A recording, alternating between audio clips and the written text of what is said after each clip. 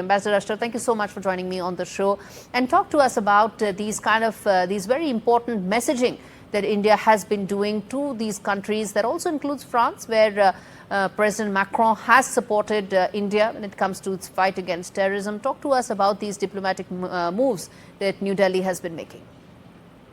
Well, I think first of all, there is always some element of concern when there is a military escalation in any region of the world. However, I think the world has understood the reasons for the action that we have taken.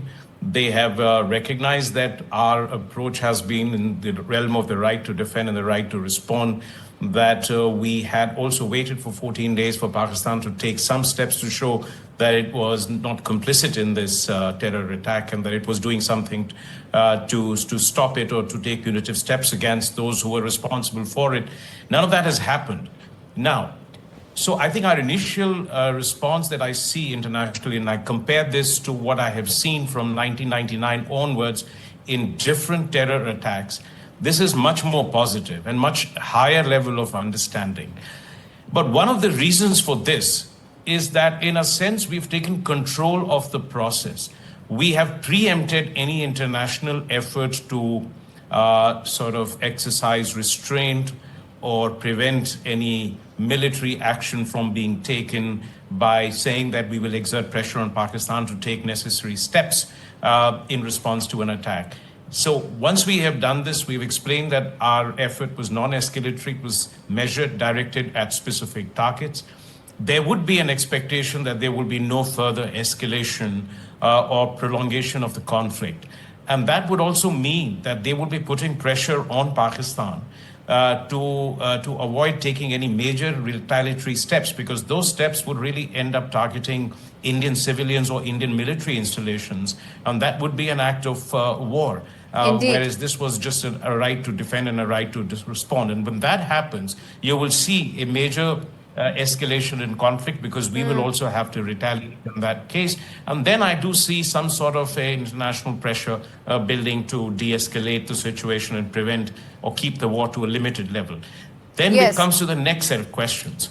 Can the international community to do anything to extract a cost from Pakistan for the continuing support, sponsorship of terrorism? I'm going to come to that, sir. Bear with me, sir. I'm going to come to that in just a bit, but I want to first talk about the immediate. When we are talking about the diplomatic pressure that the world is exerting on Pakistan, the UNSC meeting that it wanted to hold, that did not yield a statement. In fact, reports seem to suggest that there was a lot of the members sought difficult questions and answers from Pakistan, and some even lectured it. Having said that, in the wake of that diplomatic disaster for Pakistan, these positive maneuvers that India has been making, moves it has been making, also the fact that the present Trump administration has backed India's ability to stand against Pakistan, and also how it needs to defend itself, hasn't it? Yeah, I think all of that, what you're saying, is true. But really, I mean, what else could they have done? I mean, there is an act of terrorism against us. And it is a very, very brutal attack. It's very barbaric. I mean, I think it shook the conscience of everyone in the world. The countries had to, on a matter of principle, and in the context of in relations with India, had to take a stand of unequivocal solidarity and support for India. That is a diplomatic process, and that is a diplomatic success.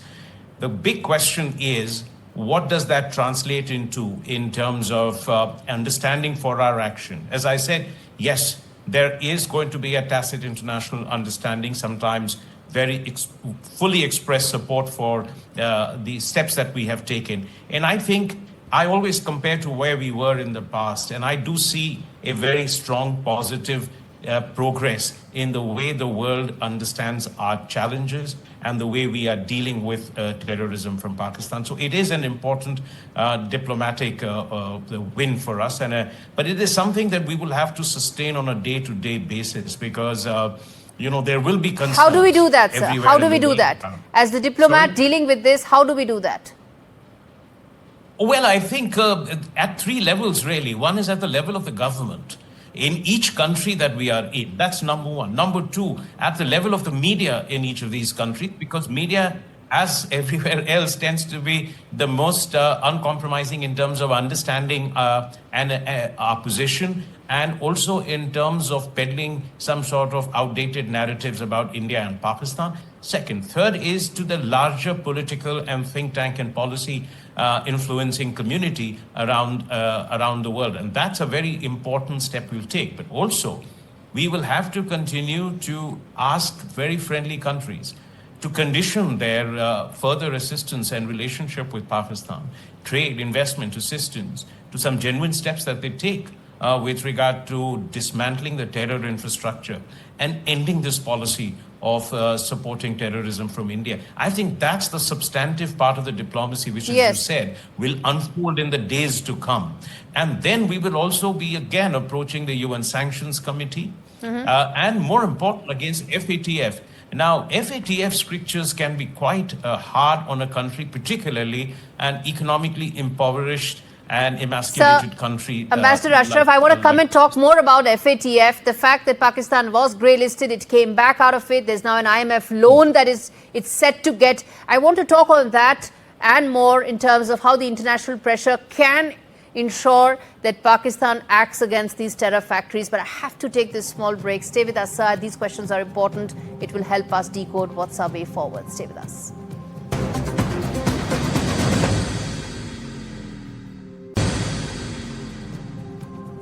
Ambassador Ashraf, on the point regarding FATF and IMF bailouts to Pakistan, 1.3 billion is now very quickly set to be disbursed further. How can we stop that? It's a terror state and this money goes to fund terror. Yeah, I mean, you have a very important point. I mean, all assistance to Pakistan, though it is meant for civilian purposes, humanitarian assistance, in some sense releases economic pressure on the military and its capacity to both build up its conventional capacity and support terrorism network. So we will be definitely holding this to account in the IMF. But again, I mean, it is not going to be an easy exercise at this point of time. So we'll have to really make a very compelling case to withhold or to delay this assistance. As far as the FATF is concerned, it's a quasi-legal process of getting the country back on the grey list. It's a pretty serious process that goes through first the regional body, which is the APAC body, the Asia Pacific, and from there it will go to the main FATF. Yes. We will be building a very strong dossier on this.